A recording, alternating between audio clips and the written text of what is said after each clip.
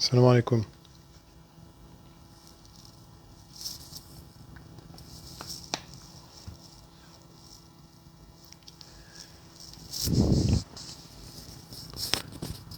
Salam alaikum. Est-ce que vous m'entendez ou pas? Et si vous m'entendez, est-ce que vous m'entendez bien ou pas?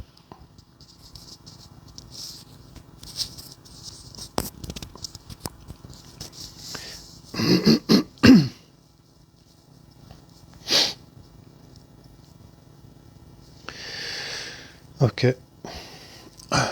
أعوذ بالله من الشيطان الرجيم بسم الله الرحمن الرحيم الحمد لله رب العالمين والصلاة والسلام على رسول الله وعلى آله وصحبه أجمعين وبعد. Ok. Bon, comme d'habitude, question-réponse, Inch'Allah.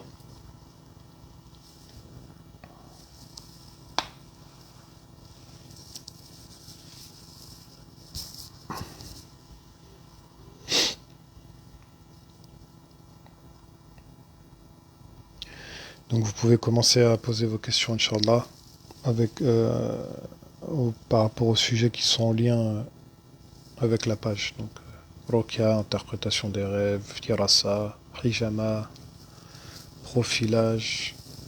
Après, évidemment, ça inclut aussi des sujets religieux hein, sur les sciences du cœur, etc.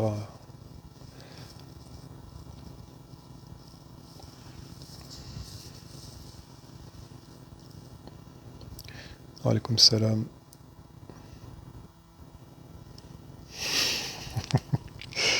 Houda, Houda, mashallah. Wafikum barakallah.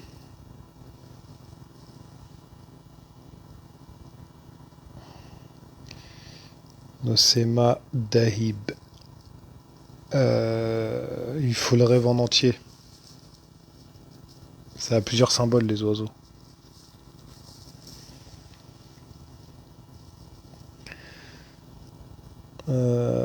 A aussi Makia, on m'a raconté deux choses où on peut avoir un djinn amoureux, mais très jeune. Je souffre de cela actuellement. Je sais pas de quoi vous souffrez, je prends pas en compte les diagnostics d'autres personnes. Tant que je vous ai pas eu, je peux pas savoir. Soumis Sakura, comment enlever la sorcellerie mangée qui se trouve dans l'intestin? C'est Namaki, mais maman qui allait. Sorcellerie dans l'intestin, c'est un là avec l'eau coranisée et la rokia. Il n'y a pas besoin d'utiliser du sennamaki, du costus indien, de l'huile d'olive, du sel, du miel, de la mandragore, de la bave de crapaud, ce que vous voulez. Il n'y a pas besoin d'utiliser tout ça. En règle générale, l'eau coranisée, elle suffit amplement. D'accord? Par expérience, après des années de rokia, que ce soit moi ou d'autres roquates, l'eau coranisée, elle a montré son efficacité et pas eu besoin d'utiliser quoi que ce soit d'autre. D'accord? Ensuite, les gens qui prescrivent des plantes, etc., en général, ils n'ont aucune connaissance des propriétés de ces plantes, ils n'ont aucune connaissance du dosage, ils n'ont aucune connaissance sur les conséquences de certaines plantes, etc. Donc je vous conseille de ne pas prendre en considération les traitements abusifs de certains roqat et encore moins de s'improviser raqi et de se traiter soi-même avec des choses dont vous ignorez les propriétés ou les conséquences. D'accord? D'autant plus que quand on est malade réellement, dans certains cas, on peut utiliser des plantes, etc. Pas dans le mal occulte, plutôt dans les maladies organiques. Dans certains cas, dans le mal occulte, mais déjà avant tout, il faut faire un diagnostic. Et c'est un traitement qui s'étale sur une période donnée, puisque c'est un traitement. Il s'agit d'un traitement, donc ça sous-entend qu'il y a une période donnée. À part si c'est une maladie chronique à vie, mais dans le mal occulte en général, c'est pas le cas. Donc on doit utiliser ces plantes comme un médicament. Le sennamaki, c'est un laxatif. Si vous en venez à l'utiliser vraiment parce qu'il n'y a pas d'autre choix, c'est en suivant un protocole bien précis sur quelques jours maximum. Sinon, vous allez abîmer vos intestins, votre estomac, etc. Les gens qui prennent des laxatifs à gogo, de manière abusive, etc., c'est n'importe quoi. Ils aggravent leur cas. Et s'ils aggravent pas leur cas, ils créent un autre problème. Il y a des gens qui boivent du cossus indien tous les jours dans des bouteilles d'1,5 litre. C'est n'importe quoi. Pareil, le miel, quand c'est trop pris, la base, le miel, c'est un médicament. C'est-à-dire, le jour où vous tombez réellement malade, le miel que vous prenez habituellement, il ne va pas avoir l'effet escompté. Vous devrez prendre une plus grande quantité de miel et un dosage excessif de certains produits, ça crée des pathologies. Si vous mangez que du miel, si vous mangez trop de miel, ou trop de fraises, ou trop de bananes, ou trop de riz, ou trop, tous les excès, ils sont pas bons.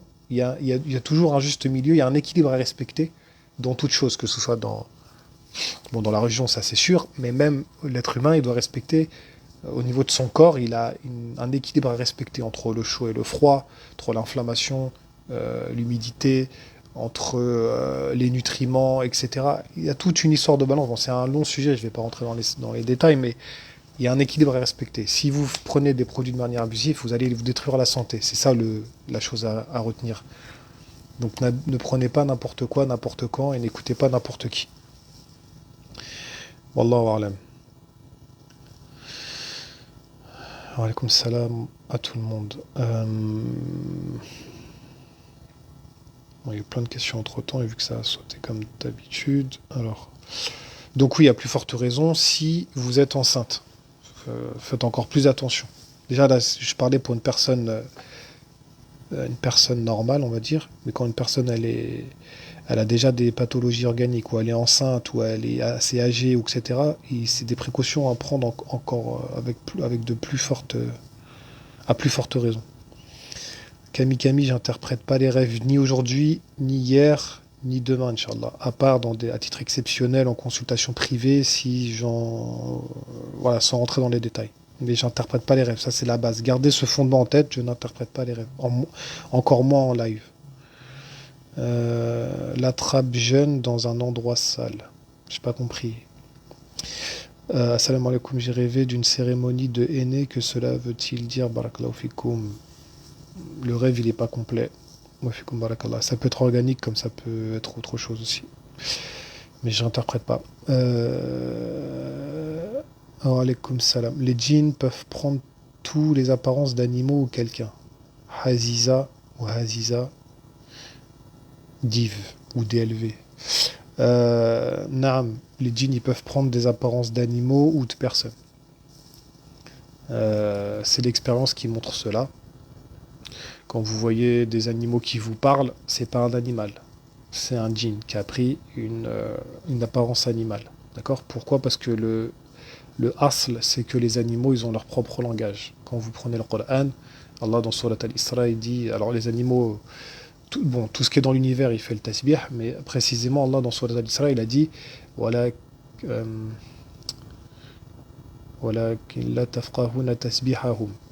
mais vous ne comprenez pas leur tasbih, si on peut traduire ça comme ça.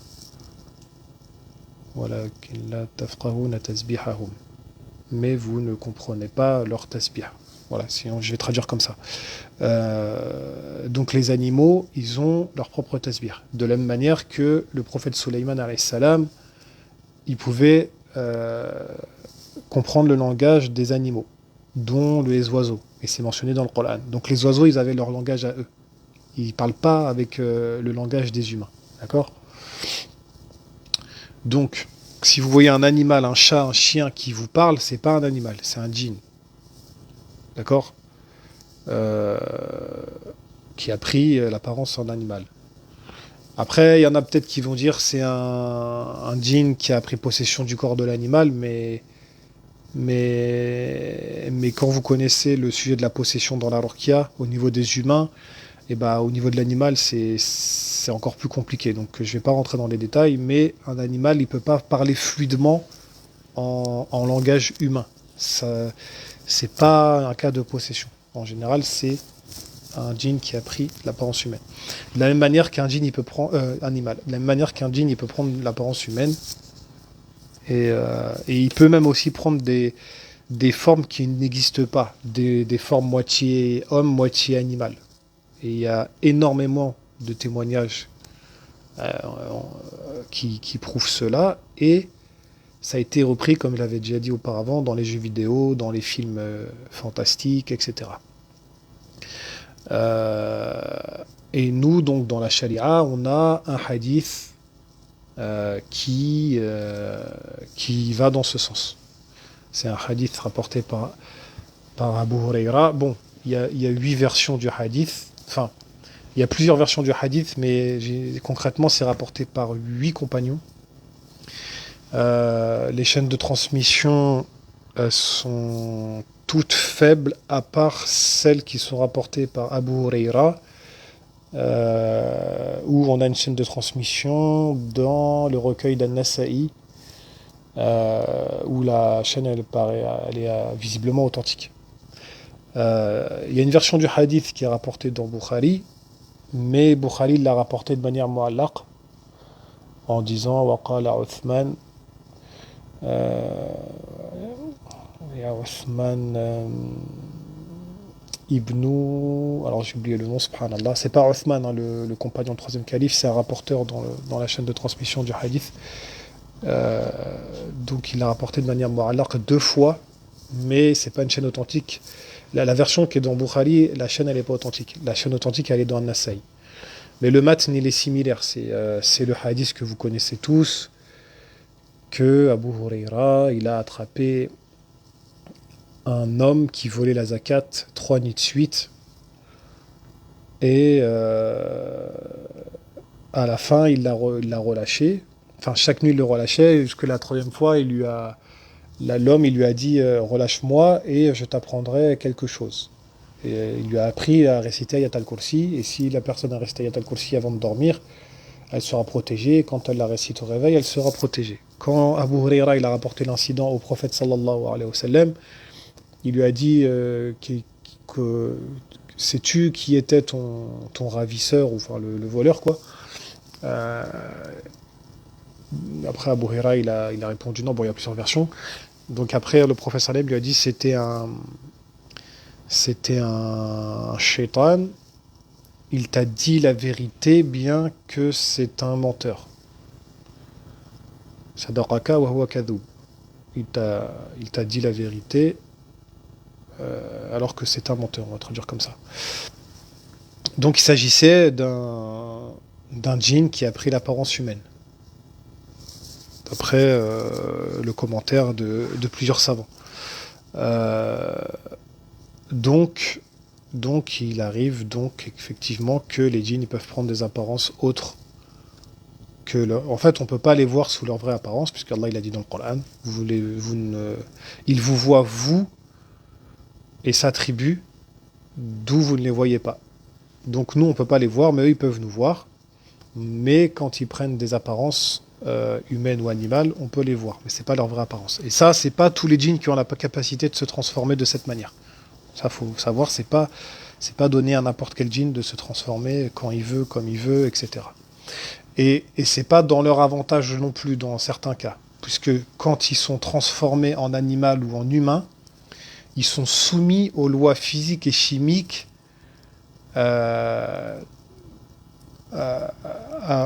auxquelles ils ont pris l'apparence.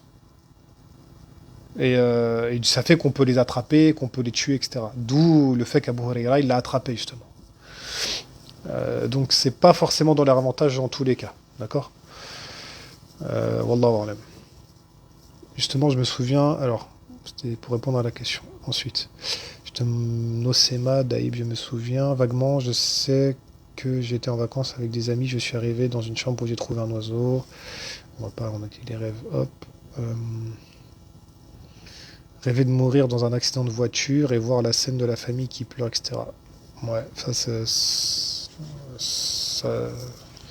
c'est pas bon signe, en règle générale.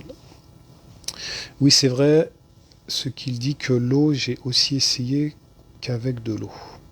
Ok. C'est d'accord. Commentaire ensuite. On vous a déjà demandé à quoi correspond le henné au réveil, mais je n'ai pas pu entendre la réponse. Pouvez-vous me dire à quoi elle correspond? Barakallahu fik. Wa fikum barakallah. J'ai déjà posé la question, j'ai déjà répondu dans les plusieurs lives, mais en gros, c'est soit. Alors, henné, il faut savoir que si c'est du henné ou pas, mais c'est pas parce qu'on a ce qu'on appelle des taches brunes que c'est forcément du henné. D'accord? Pour que ce soit du henné, il faut que ce soit vraiment le henné extérieur, que ça sente le henné, etc. Dans ce cas-là, ouais, c'est pas bon signe. Euh, c'est pas les anges qui vous font du henné, ça c'est sûr et certain. Ce serait plutôt des djinns qui font un sortilège à une personne. Euh, et en règle générale, ce serait un sortilège contre le mariage. Mais c'est pas dès qu'on a des taches brunes que c'est du henné. Les taches brunes, elles peuvent provenir de plusieurs choses, soit d'un mal occulte, ou soit de maladies organiques. Donc ça, comme je l'ai dit, ça peut être un manque de vitamines, ça peut être un problème de pigmentation de la peau, ça peut être une réaction à certains produits d'hygiène et cosmétiques, etc. D'accord? Donc c'est pas dès que vous avez des taches brunes sur les doigts ou sur les pieds qu'il faut tout de suite penser au djinn. Pas tout le temps. D'accord? C'est à approfondir. Bon, comment se fait-il, Kami donc, comment se fait-il que les personnes atteintes de sorcellerie mangées en faisant des IRM, scanners, etc., les médecins ne voient pas le corps étranger dans le corps, alors que quand le malade se traite avec leur cas, il extrait la sorcellerie de son corps? Bah, c'est parce que ça relève du reib, tout simplement. Ça, faut. Après, comment ça se passe dans le monde, concrètement, au niveau des lois physiques et chimiques, ça, c'est un mystère. Il y a des choses qu'on ne voit pas, de par notre spectre auditif, visuel, etc., en tant qu'être humain. Les animaux, certains animaux, ils ont un spectre auditif et visuel différent de celui de l'humain. Ils voient des choses qu'on ne voit pas, ils entendent des choses qu'on n'entend pas. Euh, L'être humain, il est très limité. Ça faut le savoir. Donc, au niveau du rape, déjà, ce qui est du rape pour nous, pour certains animaux, c'est pas forcément du rape. D'accord? Donc le rape, c'est une notion qui est relative. Euh, mais ça, j'en parlerai plus en détail quand on abordera, Inch'Allah, des sujets cruciaux de Aqida et de Shirk et tout, parce que c'est un point très important dans la religion. Mais j'ai pas le temps de détailler là dans le live. Mais notez que le rape, c'est une notion relative, d'accord? Ce qui est du rape pour certains n'est pas forcément pour d'autres. Par exemple, le prophète Sulayman alayhi salam, il y a la question est-ce qu'il voyait les djinns ou pas, parce qu'il les maîtrisait. Donc ce serait une exception pour certains prophètes, le fait de pouvoir voir les djinns, alors qu'à la base on ne les voit pas, comme j'ai cité le verset tout à l'heure. Il y a une divergence chez les savants, est-ce qu'ils les voyaient sous leur vraie forme ou pas, est-ce qu'ils les voyaient concrètement, est-ce qu'ils les voyaient pas, bref, même le prophète sallallahu alayhi wa sallam, est-ce qu'il pouvait voir les djinns? Certains disent que c'est une exception pour les prophètes, donc tout dépend voilà, le rape c'est quelque chose de relatif.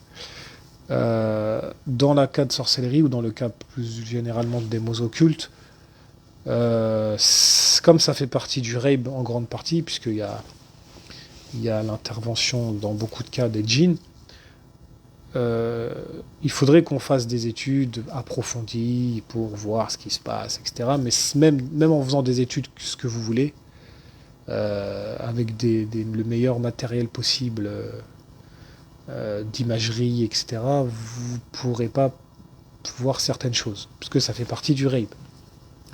Donc on ne le voit pas, mais pourtant ça, il existe. Ça, c'est une vérité qu'il faut accepter. C'est illogique, c'est incompréhensible, c'est scientifiquement, ça n'a aucun sens, mais c'est la vérité. Donc celui qui veut pas y croire, tant pis pour lui. Je sais qu'il y a des, des courants dans l'islam qui refutent ce genre de choses, qui n'y croient pas, qui rejettent même les karamats, etc., comme certains Mu'tazila. Ils vont pas, eux carrément, ils rejettent même la sorcellerie, ils disent que c'est juste un tour de passe-passe, c'est de ce qu'on appelle de l'illusion. Mais la sorcellerie, c'est pas que de l'illusion, c'est bien plus vaste et compliqué qu'un simple tour de passe-passe avec les doigts et un jeu de cartes, d'accord? Ça a un effet réel dans la vraie vie. Ça détruit des familles, ça tue des gens, ça apporte des maladies. Donc faut pas me dire que c'est juste un tour de passe-passe ou que soi-disant le verset qui dit Saharu a'yunin nas. Ils ont ensorcelé les yeux des gens et c'était juste une illusion. Non, parce que Allah déjà il a dit Wajja j'ai oublié le verset. Je crois que c'est dans Al-A'raf. Waja'ahu bisihrin 'azim. Ils sont. Je veux pas dire n'importe quoi. Bref, en français, c'est. Et ils sont venus. Enfin, ils vinrent avec. Bisihrin 'azim. Avec une magie immense. Ou une puissante magie, ou je sais pas comment ils ont traduit en français. Donc, c'est pas. Si Allah il l'a qualifié d'immense, de puissante, etc., c'est pas juste un, un tour de magie, comme on dit en français. Un tour de magie avec des cartes ou un verre d'eau ou je ne sais quoi d'autre encore. C'est que c'était puissant. La sorcellerie, c'est une science. Il y a des degrés, il y a des impacts forts. Allah il nous dit dans Surat Al-Baqarah فَيَتَعَلَّمُونَ مِنْهُمَا مَا يُفَرِّقُونَ بِهِ بَيْنَ الْمَرْءِ وَزَوْجِهِ. Ils apprennent ce qui sépare l'homme de sa femme. Ça a un effet concret. Ça sépare l'homme et sa femme. C'est pas un jeu de cartes qui disparaît ou je ne sais quoi, ou de l'illusion. Non, l'homme, il est séparé de sa femme. L'homme, parfois, il n'arrive pas à avoir de rapport avec sa femme. C'est bloqué, c'est invisible, mais c'est bloqué. La femme, elle n'arrive pas à avoir de rapport avec son mari. C'est invisible, mais c'est bloqué. Ils vont beau forcer, faire ce qu'ils veulent, ils n'arrivent pas. C'est pas de leur faute, c'est comme ça.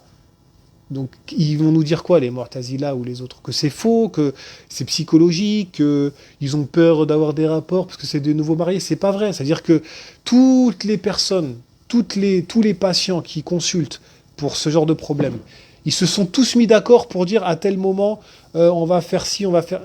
Non, le rapport, il est mutawatir, comme on dit dans le jargon scientifique ou dans le rapport d'information. On appelle ça un rapport mutawatir. C'est-à-dire qu'il y a tellement de personnes qui rapportent ce fait et qui ne se connaissent pas, donc ils n'ont pas pu se mettre d'accord sur un mensonge, qu'on est obligé d'accepter ce fait. C'est un fait scientifique. Scientifiquement, même les koufars, ils acceptent le fait qu'un rapport, quand il est mutawatir, on doit l'accepter, c'est une vérité absolue. D'accord? Et entre parenthèses, le Coran, il est rapporté de manière mutawatir. Donc ils sont obligés de l'accepter, c'est une vérité scientifique. Et certains hadiths aussi, ils sont rapportés de manière mutawatir, même si c'est une infime partie. Donc, on est obligé d'accepter ce fait-là. C'est pas un mensonge. Et les gens, ils n'ont pas que ça à faire de mentir sur un truc qui vient pourrir leur vie jour et nuit. J'ai eu des cas où ils sont plongés dans des cancers, ils jouent la comédie. Quand ils sont à l'hôpital, ils font des chimios, ils perdent de cheveux, perdent d'ongles. C'est eux qui se sont arrachés les ongles, qui s'arrachent les cheveux par plaisir. Ou qui... Non, évidemment que non. Ils ont autre chose à faire. Ils sont dans des galères pas possibles. Ils ont autre chose à faire que de s'inventer des problèmes. Donc non, la sorcellerie, elle a un effet concret. Et il faut l'accepter. Et celui qui y croit pas, tant pis pour lui. Et le jour où il sera touché, bah, il comprendra peut-être. Donc c'est comme ça. C'est des choses qui sont parfois illogiques. Quand vous avez une personne qui vomit des clous, bah faut pas me dire qu'il a mangé des clous. Quand une personne elle va aux toilettes et il y a une plume d'oiseau qui sort, faut pas me dire qu'elle a mangé une plume. Quand elle vomit des fils et des fils et des fils, elle les a pas mangés en règle générale. D'accord? Des nœuds, des cheveux, des papiers avec des inscriptions. Elle les a pas mangés. Elle n'a pas que ça à faire. Les gens, je les connais, je les profile un minimum dans les ruqya. Je sais qui joue la comédie, qui sait qui joue pas la comédie. En général, alhamdoulilah, j'arrive à avoir un minimum de discernement. Il y a des choses, c'est comme ça. Et encore là, j'ai donné quelques objets. J'ai même pas envie de rentrer dans des trucs où c'est des poupées qui sortent de la partie intime de la femme. Bref, c'est choquant. Mais voilà, c'est un peu gênant de dire ça, mais la femme, elle ne sait pas rentrer un objet dans sa partie intime juste pour le plaisir, ou pour faire joli, ou pour tromper le raqi, ou je sais pas quoi. C'est des trucs qui... Et à l'imagerie médicale, on va pas le voir. Non, au bout d'un moment, faut être cohérent. D'accord. Donc, d'ailleurs, c'est une des preuves, ça, que ça sort de nulle part, c'est qu'à l'imagerie médicale, on ne le voit pas. On ne voit pas que dans le scanner ou à l'IRM, on voit pas qu'il y a des clous, on voit pas qu'il y a une plume, on voit pas qu'il y a une pelote de laine, on voit pas qu'il y a un papier avec d'inscription, etc., etc., etc. On le voit pas, ça. Donc, il est sorti d'où? Il est forcément sorti du rape. C'est quelque chose, il y a un lien avec le rape. Je ne saurais pas l'expliquer, on est limité en tant qu'être humain, mais c'est une vérité. Et le Coran, il fait apparaître ces choses-là. Donc c'est comme ça. Celui qui veut pas y croire, tant pis pour lui. Allahu a'lam. Quand tu fais un rêve et que le lendemain, ça se réalise. Salah an-Nab. Eh ben, ça s'appelle un rêve prémonitoire. Tout simplement. Donc après, ça peut venir d'Allah, ça peut venir aussi des shiatines. Euh, donc voilà, tout dépend du rêve. Wallahu a'lam. Euh, ensuite. Oui, mais est-ce qu'on peut faire tourner en boucle une ruqya sur des bouteilles? Euh, Si on considère que ce qui coranise l'eau, c'est les ondes sonores, dans ce cas-là, ça marche avec euh, de la technologie auditive, donc les haut-parleurs, etc. Si on considère que c'est pas les ondes sonores, mais que c'est les athars de la personne, dans ce cas-là, on va réciter de vive voix dans la bouteille, en étant, comme je dis à chaque fois, rapproché de l'eau. D'accord? Apparemment, c'est les ondes sonores qui coranisent l'eau. Et apparemment, il y a certains scientifiques qui ont fait des études, ils ont mis de la musique et des choses comme ça sur l'eau et ça fonctionnait. Donc ça cristallise pas l'eau comme le Qur'an, mais il y a des choses qui fonctionnent comme ça. Donc ce serait visiblement les ondes sonores qui coranisent l'eau. Maintenant, c'est mieux que ce soit une personne qui le fait, une personne pieuse évidemment, pas une personne khabitha. Euh, Pourquoi? Parce que quand la personne elle va le faire, elle va mettre, il y aura les asars de la personne qui vont jouer, d'accord? Un peu comme dans le hadith où la personne elle était touchée du ayn et le prophète sallam il a demandé à ce que celui qui a jeté l'ayn fasse ses ablutions pour que celui qui a été touché du ayn il récupère l'eau des ablutions du jeteur du ayn pour se traiter. Ça c'est en rapport avec les asars du jeteur du ayn, d'accord? Donc on voit que les athars, ils ont un effet sur les choses, sur la personne ou sur l'eau, etc. Donc c'est mieux qu'une personne, elle récite, que de mettre des simples écouteurs ou quoi que ce soit d'autre. Wallahu a'lam. Euh... Salam alaikum wa alaikum salam. Il y a au moins un an, j'ai rêvé qu'il y avait une inondation. Moi et toute ma famille étaient emportés, mais moi j'étais assis sur l'eau à faire du dhikr et je rassurais mes enfants en leur disant que tout allait bien et qu'Allah était avec nous. J'aimerais interpréter car j'y pense souvent à ce rêve. En privé, Inch'Allah. Khadija Baider. Kari Urana, salam alaikum, alaikum salam. Est-ce qu'une personne atteinte de mal occulte parle méchamment, insulte, casse et dit de ne pas se rappeler? Est-ce vraiment vrai? Alors, il est possible que dans un cas de possession totale, la personne, elle puisse avoir ce genre de réaction. Après, euh, après, dans un cas de possession totale, c'est un peu différent. S'il s'agit d'un iqtiran qui est puissant, il est possible que la personne ne se rappelle pas. Donc oui, c'est vrai. Maintenant, je parle de manière générale. Je réponds à votre question de manière générale, mais je ne parlerai pas de votre cas particulier. Vous avez eu affaire à une personne qui a fait ça, parce qu'il est possible que ce soit aussi de la comédie. Donc moi, tant que j'ai pas diagnostiqué, etc., je ne peux pas vous répondre dans votre cas précis. Mais de manière générale, oui. Il est possible que les gens qui sont touchés par un mal occulte puissent avoir les symptômes que vous avez cités dans votre question. Kari ou Rana. Wallahu a'lam. Ce que je disais pour le djinn amoureux, j'ai lu cela sur internet, forum, une jeune fille a attrapé un djinn amoureux, elle a attrapé dans un endroit sale ou entré, c'est pour cela que je me demande si on peut attraper cela comme ça. Ouais, mais c'est pas qu'une histoire d'endroit sale, c'est que la personne elle a des failles et donc le djinn il en a profité. Après, amoureux ou pas, je pourrais pas diagnostiquer parce que des fois c'est le Karin qui joue la comédie, donc ça n'a rien à voir qu'un djinn amoureux. Après, il y a d'autres personnes qui ouvrent la porte, malheureusement, la nuit. Ça commence par des rêves érotiques ou des paradis du sommeil. Après, parfois, ça se transforme en attouchement. Et là, moi, j'ai eu des sœurs, malheureusement, qu'Allah leur pardonne, qui se laissaient faire. Et quand on fait ça, bah, on ouvre la porte. Et donc, le djinn, il prend la confiance. Et après, ça se transforme en attouchement, et après, ça va plus loin. D'accord? Et pour s'en débarrasser, c'est une vraie galère. Donc, c'est pas parce que c'est un djinn ou c'est des plaisirs que vous ressentez dans des rêves ou en vrai, la nuit, et que c'est pas un homme humain qui vous touche, que c'est halal. Donc faites attention. N'ouvrez pas la porte. Après, pour s'en débarrasser, ça va être très compliqué. Que ce soit les hommes ou les femmes, hein. Je parle aux deux. Ne vous laissez surtout pas faire. Quand vous avez un truc comme ça, coranisez votre maison, enfin, c'est-à-dire mettez du Coran dans la maison, faites vos ablutions, essayez de dormir avec les protections, etc. Surtout, ne vous laissez pas faire, d'accord? Donc c'est plutôt ça un djinn amoureux en règle générale. Wallahu alam.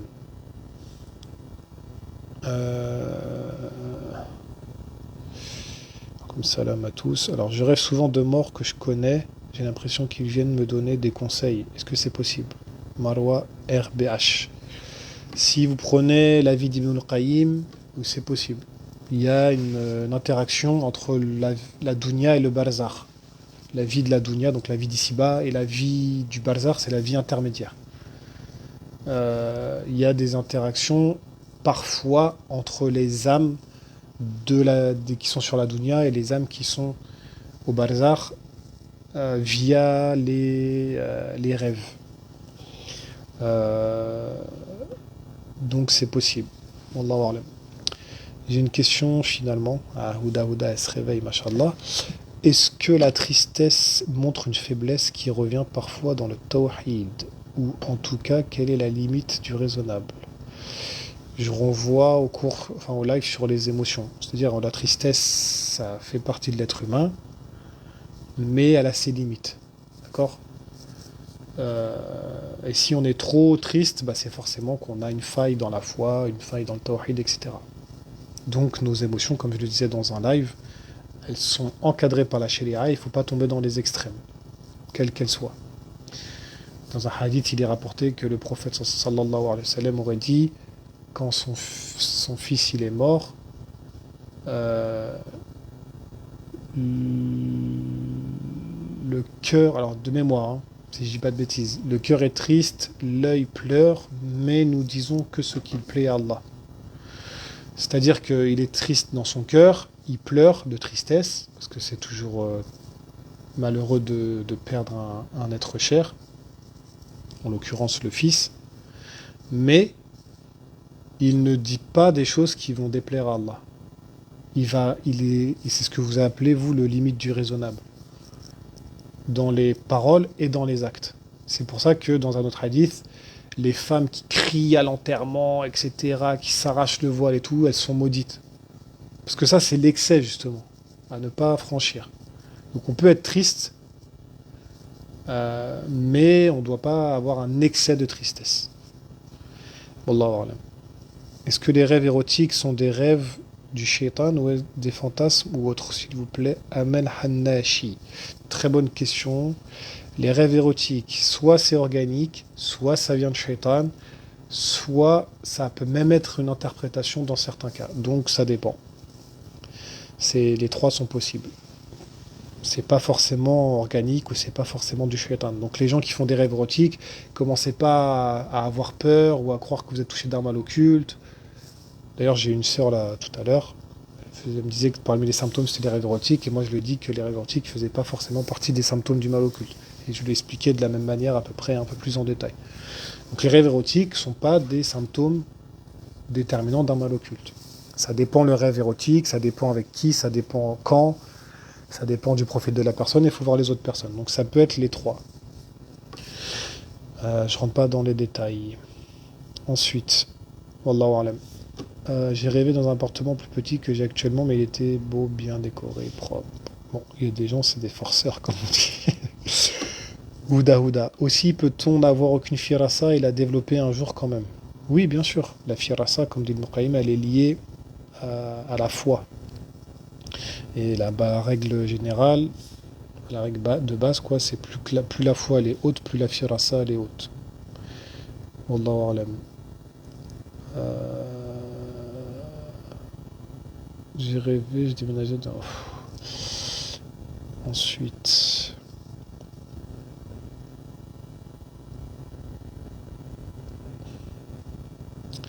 Je comprends rien là. Salut tout le monde, je sais pas quoi, bref. Salut... Non, c'est pas salut ça. C'est pour savoir si je dois m'inquiéter, je suis dans le noir chez moi avec une petite lumière. D'un coup, dans la pénombre, surgit un loup qui se jette sur moi sans me toucher et me tourne autour tout en grognant dessus. Pendant ce temps, je me protégeais avec les sourates protectrices. Régulièrement, j'ai ce type de... Oui, non, si c'est un rêve, moi je crois que c'était en vrai. Régulièrement, j'ai ce type de rêve, mais il n'arrive jamais à me faire du mal grâce aux sourates que je récite. Je me pose des questions, si je dois m'inquiéter. Ça peut être des ours, des chiens, loups, djinns aussi, mais il n'arrive pas à m'atteindre. Ok, bon, si c'est un rêve, je l'interprète pas, je l'interprète blabla. C'est ça, hein, blabla. Venez en privé, je vous l'interpréterai, Inch'Allah. Vous savez pas lire, c'est fou ça. Non, moi, ils savent. Si, ils savent lire, mais. Ouda Ouda, ils savent lire, mais parfois, ils essayent. Surtout qu'ils jouent avec mon indulgence. Et bon, mais allez. Donc, ils prennent tous les apparences d'animaux, pas juste ceux qui sont totalement noirs. Merci. Oui, Aziza DLV. Les djinns, ils peuvent prendre l'apparence de n'importe quel animal et c'est pas forcément noir. Effectivement. Siham Hashim, salam alaikum, alaikum salam. Comment attraper un djinn et le tuer en rêve? Comment attraper... Alors moi, je suis pas partisan de Abdurraouf Ben Halima, avec son captage, et je demande à Allah qui truc et machin, et j'attrape le djinn et je le tue en rêve, je sais pas quoi. Moi, je connais pas ce genre de procédé. Je demande à Allah qui me protège avant de dormir. Au réveil, je vais rester à Al-Kursi, je fais mes protections, etc. Si un djinn il vient en rêve sous forme d'une apparence immonde, etc., on peut pas l'attraper. On n'attrape rien dans nos rêves. Enfin, vous pouvez l'attraper dans votre rêve, mais ce sera que du rêve. Et c'est pas vous qui décidez dans les rêves. Vous n'êtes pas maître de vous-même dans les rêves, en règle générale. Les rêves, vous les subissez, si on peut dire ça comme ça, en quelque sorte. Donc, euh, euh, donc vous pouvez... C'est pas vous qui décidez quoi faire. Et si vous avez un djinn qui vient comme ça, vous récitez du Coran. Vous récitez ce que vous savez, vous demandez aux protections auprès d'Allah.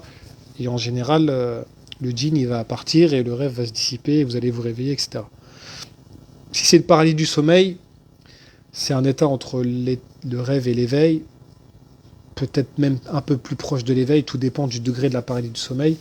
Là, c'est plus dans le rêve, c'est plutôt en vrai, donc laissez pareil, réciter du Coran, etc., ne pas paniquer, toujours rester du Coran, demander protection auprès d'Allah, et ça va s'estomper au bout d'un moment, Inch'Allah. Mais c'est pas, comme il dit à Abdurraouf Ben Halima, attraper, tuer, je sais pas quoi. Lui, il raconte n'importe quoi, c'est pas sa seule bêtise. Entre le captage, tuer des rêves, appeler tous les djinns, et je sais pas quoi, les Illuminati et compagnie, il y a plus de mensonges que de vérité dans ce qu'il raconte dans ses vidéos. D'accord. Mais Inch'Allah, lui, il est sur la liste. Il est sur la liste et Inch'Allah, on va pas tarder à réfuter toutes ces bêtises dans des publications, Inch'Allah. Ensuite,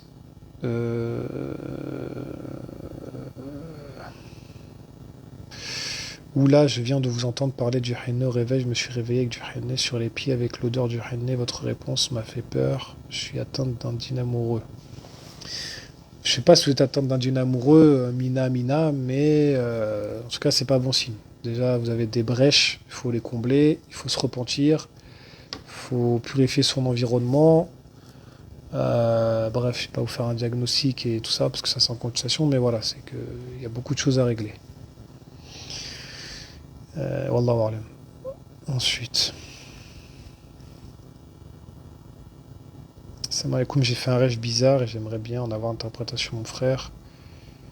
Soraya la Tlemcenienne. En privé, Inch'Allah. Salam alaikum, les jambes lourdes, c'est lié à quel mal occulte? Aïn, hasad ou possession?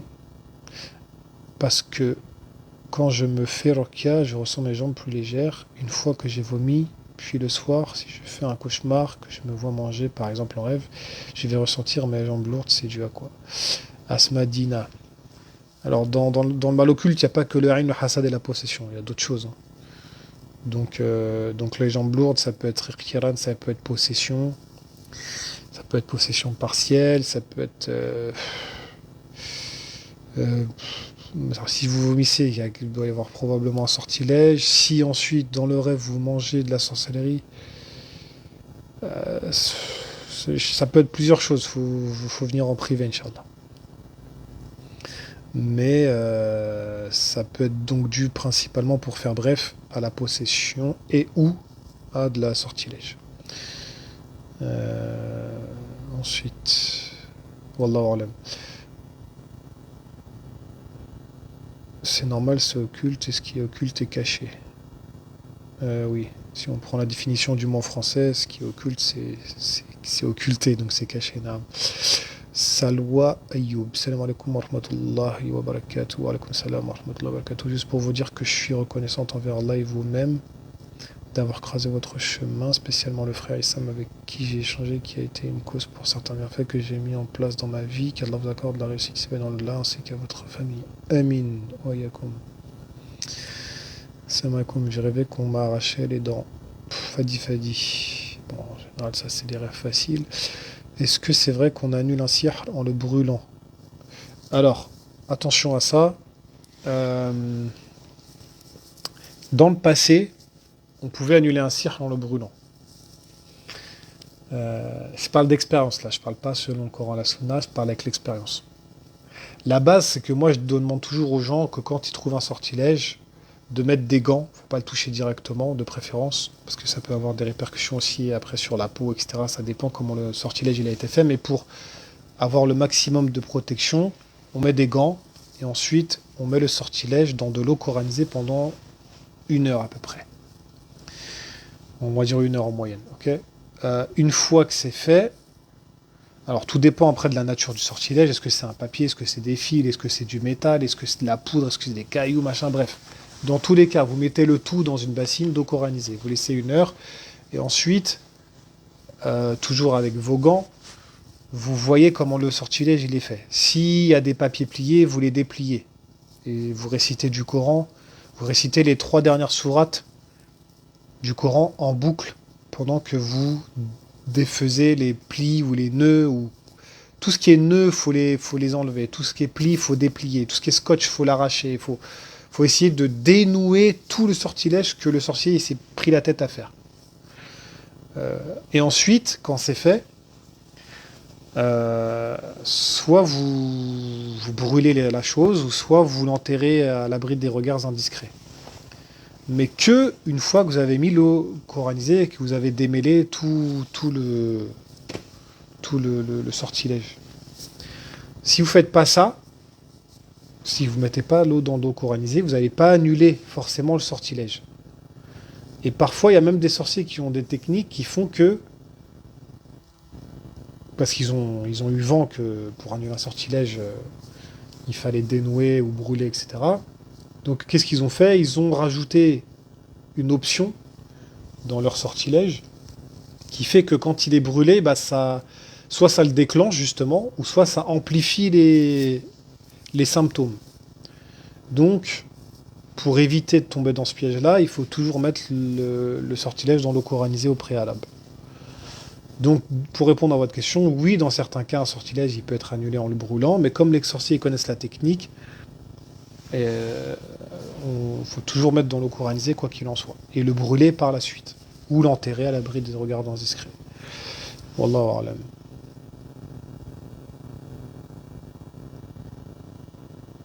Rêver, pile à fadj de voir une génia devant sa porte d'appartement qui sourit à des yeux vides, des trous bleus à la place des yeux, cheveux blonds, crépus, sourire maléfique, tirer un chapeau. Salam alaikum. Le raib dont vous parlez, ça se traduit par quoi en français? Cindy Mac rare, ça se traduit, ou MC rare, je sais pas quoi, ça se traduit par le raib, donc l'invisible. L'invisible. Ils ont traduit comme ça en français. Alladhina yu'minuna bil ghaib, ils ont dit ceux qui croient à l'invisible. Wallahu a'lam.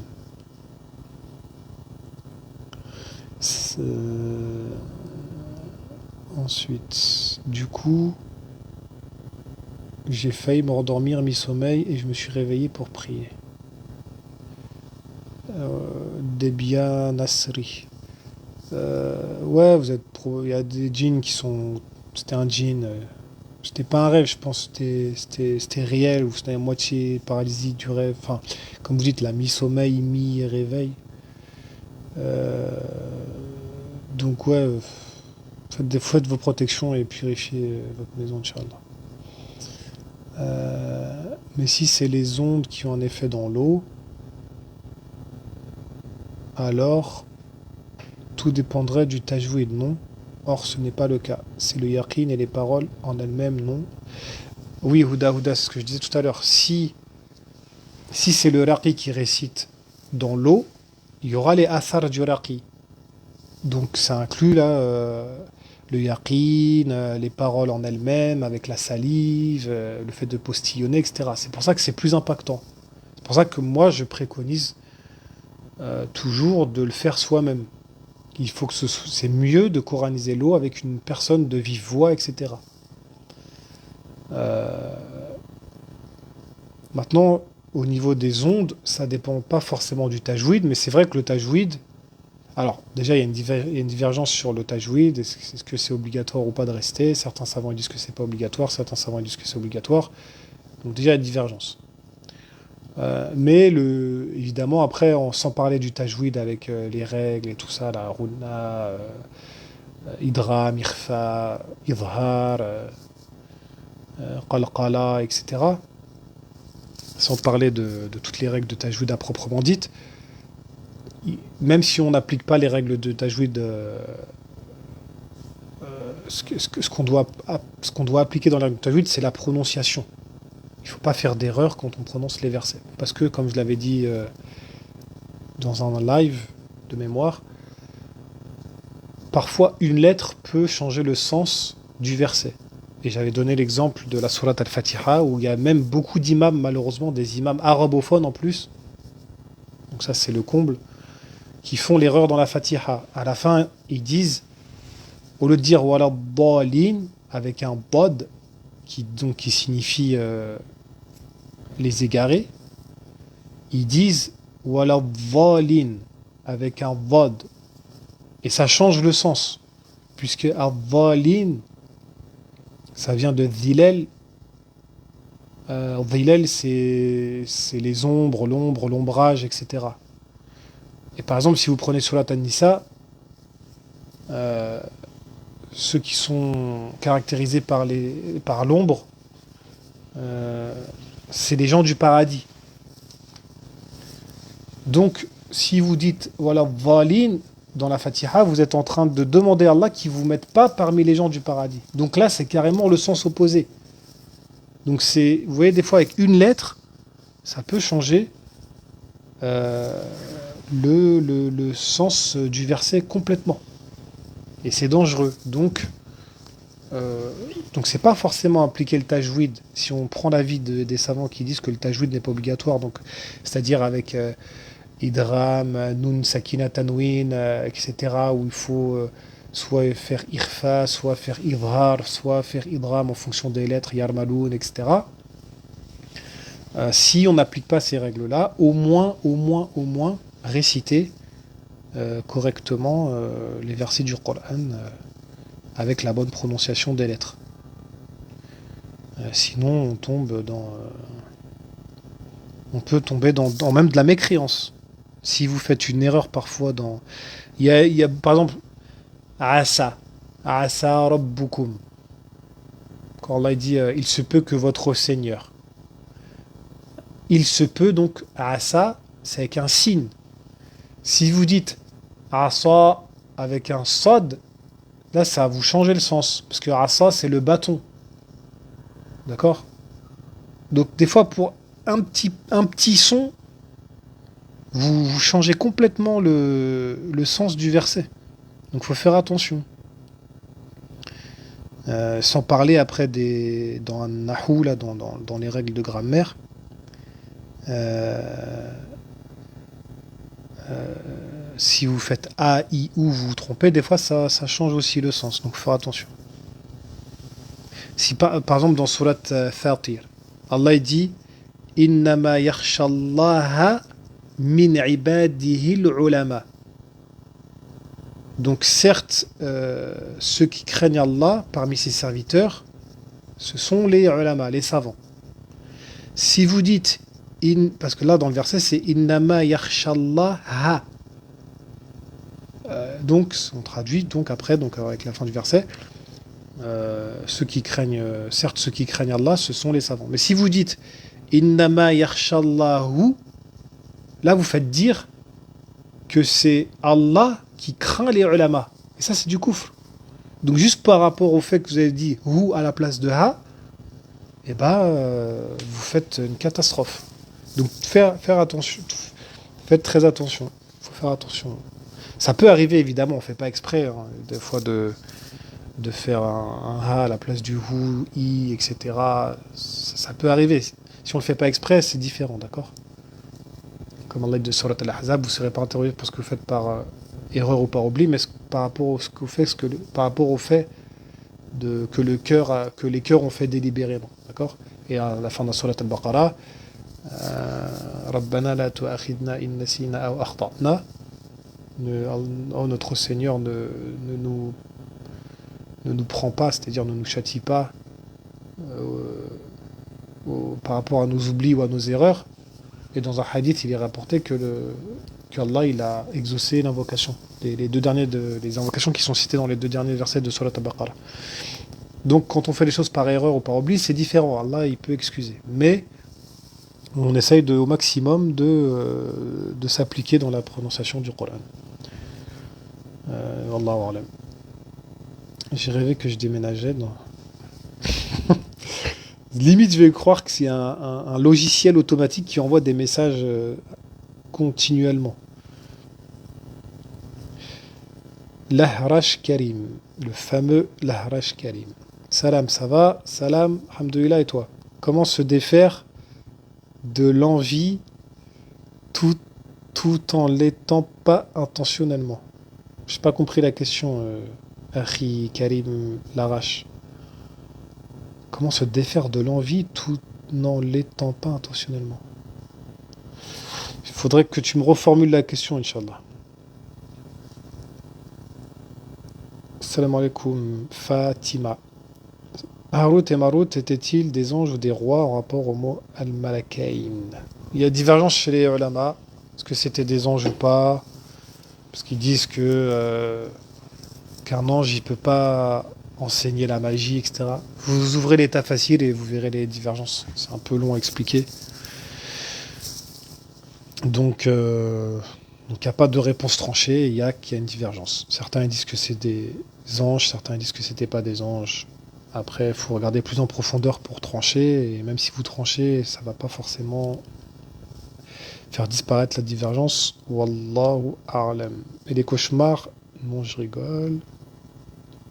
T'as dit pas de... Ah, ouais, elle est pas mal la blague des Bia Nasri, mais malheureusement, j'ai pas trop le moral pour rigoler. Mais peut-être plus tard, Inch'Allah. Répète, s'il te plaît, n'ouvrez pas la porte quand? Bah, quand les djinns ils viennent vous attoucher pendant la nuit, pendant votre sommeil, faut pas ouvrir la porte. Et revenez au live, enfin revenez en arrière pour écouter ce que j'ai dit, Inch'Allah. Pourtant, le père de Youssouf a perdu la vue tant il était triste. Donc ce n'est pas la tristesse en soi, le souci, c'est le comportement. Bonne question, Houda Houda.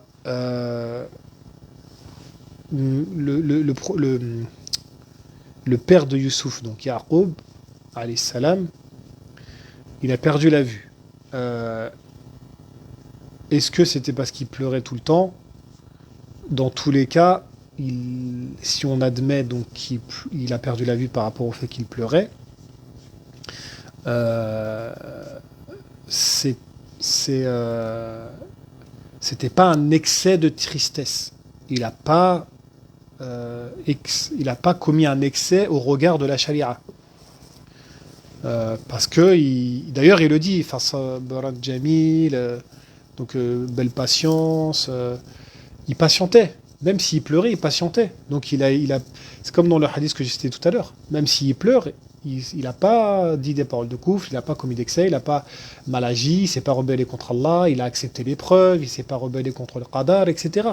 Donc il a le droit d'être triste. Surtout que son fils, son fils est un prophète en plus. Donc, alayhi salam. Donc, en plus, il aime son fils parce que c'est son fils, et il l'aime aussi parce qu'il est prophète, donc il l'aime pour Allah. Donc, on peut être triste quand on aime pour Allah, quand on perd un être cher qu'on aimait en plus pour Allah. C'est encore plus dur qu'une simple personne qu'on aimait et qu'on n'aimait pas pour Allah. D'accord? C'est encore plus dur. Donc, par exemple, l'oncle du prophète, alayhi salatu wassalam, son oncle qui est mort mécréant, ça a touché le prophète sallam, il était triste, mais comme il l'aimait pas pour Allah, il l'aimait par rapport à un amour naturel du fait que c'est son oncle. En plus de ça, son oncle il n'a pas combattu la religion, mais il a juste renié la vérité, mais il a même aidé les musulmans quand ils étaient persécutés. Donc on peut avoir même une sorte de sympathie à l'égard des mécréants, du fait que c'est un lien de parenté, c'est le fait que c'est quelque chose qui est naturel chez l'être humain. Mais il n'a pas forcément été triste plus que ça. Alors que Yaqub, c'est différent, puisque là, son fils, il est musulman. Il était prophète en plus. Donc il est pas tombé dans l'excès. Et même si on admettons que c'était un excès. De toute façon, il y aura toujours la divergence du fait que la charia de Youssouf alayhi salam, elle était différente de la charia qu'on a actuellement. Donc il se peut qu'il y ait eu des détails. Bon, là, je connais pas, par contre. J'ai pas regardé le tafsir sur les yeux et tout ça. Faudrait qu'on regarde, Inch'Allah. Mais pour moi, étant prophète en plus, il n'a pas commis d'excès. Parce que s'il a commis un excès, ça aurait été blâmable et Allah il l'aurait blâmé. D'accord? Quand Younous alayhi salam il a désobéi à Allah en refusant d'aller prêcher son peuple à la base, avant qu'il soit englouti par le poisson, Allah il l'a blâmé. D'accord? Donc, et pourtant c'est un prophète, alayhi salam. Donc si Yaqub il avait commis une erreur, et en plus que ça aurait été un enseignement pour nous, Allah il aurait blâmé. Et s'il ne l'a pas fait, c'est qu'il n'y a pas eu de péché. Wallahu a'lam. Est-ce qu'il y a un lien entre la télépathie et la firasa? Pas à ma connaissance. Pour moi, la firasa, c'est pas faire bouger des objets à distance. Si vous entendez par cela la télépathie. Maintenant, si vous entendez par télépathie lire dans les pensées, on ne lit pas dans les pensées. Il n'y a que Allah qui connaît les cœurs et ce que contiennent les poitrines. Donc la télépathie, comment elle est définie par les non-musulmans, elle n'est pas acceptable. Maintenant, si on parle de firasa, c'est pas lire dans les cœurs, ça s'appelle firasé. Je ne pourrais pas donner une traduction du mot firasa, c'est pour ça que moi je garde le terme original. Mais la firasa, c'est pas de la télépathie au sens français du terme. C'est quelque chose de différent, et si vous voulez plus de détails, on vous invite à lire le e-book sur le sujet. Kami. Wallahu alam. Le mauvais œil peut créer crise de couple, folie. Oui, le mauvais œil il peut même tuer, la mort. Un mauvais œil, une flèche empoisonnée, puissante, et la personne elle peut se casser une jambe et mourir des fois. Soit se casser une jambe, soit mourir, soit tomber dans les pommes, soit avoir des taches sur le visage, et j'en passe. Et le hadith, il montre bien que la personne, elle avait une pâleur sur le visage, elle est tombée, etc. Donc le ayn, il peut provoquer des choses gravissimes. Wallahu alam. Yusra, la Krif, salam alaikum. Alaikum salam, merci beaucoup pour votre temps. De rien. Est-ce que certains qui disent qu'on a un sixième sens, c'est une personne dotée d'une firasa? Oui, enfin, les koufars, ils disent sixième sens pour d'autres choses. Nous, on le dit pas parce que c'est pas forcément des choses licites. Par exemple, s'il y a un sorcier, ils vont dire ouais, il a un sixième sens, alors que c'est un truc haram. On va pas appeler ça un sixième sens. Ou on va appeler ça un sixième sens haram, peut-être. Je sais pas, mais en tout cas pour la firasa, si on veut rester dans le jargon français, on pourrait appeler ça un sixième sens, mais c'est un sixième sens qui peut partir, qui peut se perdre. Si on perd la foi, ça perd, etc. Et puis c'est pas donné à tout le monde, donc moi je préfère pas utiliser les termes qui sont pas dans le Coran, dans le Sunna. Donc, on va dire que la personne elle a une firasa et c'est tout. On va pas l'appeler sixième sens ou septième sens, huitième sens. Allahu alam. Salam alaikum. Est-ce que les djinns peuvent kidnapper un être humain? Alaikum salam. Oui, les djinns ils peuvent kidnapper un être humain. Peuvent même le tuer. Il y a un hadith qui parle d'un sahabi qui a été tué par un djinn, un autre athar. Bon, le athar, quand l'autre il s'est fait capturer pendant 4 ans, etc. Et la femme elle s'est plainte à Omar ibn al-Khattab, etc. De mémoire, le athar il n'est pas authentique, mais à vérifier. Mais ça n'empêche pas que dans la vraie vie, un djinn il peut capturer un être humain, il peut capturer des objets. Des fois il y a des objets qui disparaissent, vous savez pas où c'est, bah, sachez que dans certains cas, pas tout le temps, mais dans certains cas, votre objet il s'est retrouvé dans le monde des djinns. Il y a des disparitions aussi qui sont pas expliquées. Même les non-musulmans, ils n'arrivent pas à l'expliquer scientifiquement, certaines disparitions. Et ça montre qu'il y a certains humains qui sont allés dans le monde des djinns. Des fois, ils en sont prisonniers. Bref, je ne vais pas rentrer dans le sujet. C'est un long sujet. Mais c'est possible. Là. Allahu alam. Concernant le mal occulte qui touche les enfants, quelle solution est-ce possible à part les doigts s'ils refusent tout contact? Bah, la ruqya, des invocations. Et quand je dis ruqya, c'est aussi utiliser de l'eau coranisée sur l'enfant. Mais après, il faut le prendre en charge, l'enfant, d'accord? C'est comme tout. Si l'enfant il a une angine, on va pas dire on le prend pas en compte parce que l'enfant il veut pas prendre un médicament, ou s'il s'est ouvert le bras, on va l'emmener à l'hôpital, on va pas dire non, je l'emmène pas à l'hôpital parce que le médecin, quand il va le recoudre, l'enfant il va bouger. Non, même s'il bouge, il crie, si on doit le soigner, on doit le soigner, d'accord? Donc je sais que c'est pas facile, mais Inch'Allah, faites les causes. Moi j'ai eu des enfants dernièrement, là, mes parents ils m'ont contacté pour leurs enfants. Je leur ai donné quelques directives. Ça semble apporter ses fruits pour certains cas. Après, il y a d'autres cas où j'ai pas assez de détails, donc j'ai pas pu approfondir, mais voilà, en général, une ruqya, de l'eau coranisée, etc., ça améliore la situation, voire l'enfant guérit totalement, Inch'Allah. Et faites beaucoup d'invocations aussi, en parallèle, bien évidemment.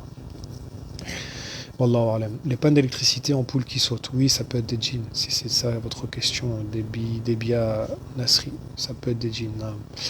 Marwa RBH, comment enlever le mauvais œil ou la sorcellerie, s'il vous plaît? Bah, par la ruqya, comme on dit tout le temps, vous traitez à travers la ruqya.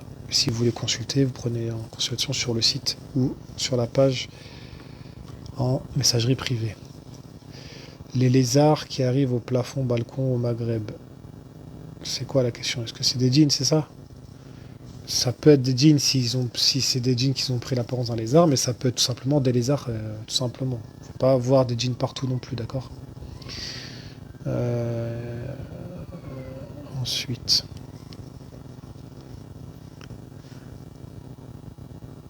Après la prière de Fajr, je m'endors et vois un serpent qui essaye de m'attaquer, mais il y avait comme une barrière invisible qui me protégeait parce qu'il s'est cogné la tête.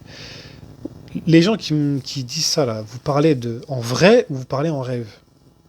Si vous parlez en vrai, c'est une chose. Si vous parlez en rêve, c'est autre chose. Mais si vous utilisez une forme de tadlis pour que je vous interprète un rêve sous couvert d'un texte qui semble sortir de la réalité, c'est pas honnête de votre part.